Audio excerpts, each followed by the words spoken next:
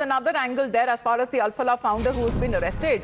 The ED has now managed to get 13-day custody. The founder that has now been remanded till about 1st of December. And we are speaking of Javed Ahmed Siddiqui, who is now under lens for money laundering. Bhavtosh, as far as you were talking about the case and the arguments when he was presented in court that went on late at night, 13-day custody has now been granted, according to reports.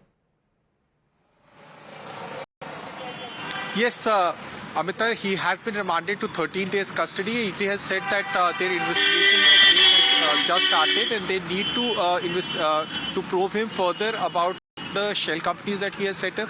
There are several shell companies directly or indirectly controlled by his family members or people said to be very close to him. As we have been reporting earlier that the money that he had raised through the fees that he had collected, the fake accreditation that he has done. Now, ED being a secondary agency needed FIRs, and that FIRs were filed by the Delhi police. 2 FIRs were filed last week, and after which there was an audit that was done. In fact, the government of India had asked the enforcement directorate to do these forensic audit. Yesterday, the enforcement directorate carried out these massive searches which lasted for 15 to 16 hours.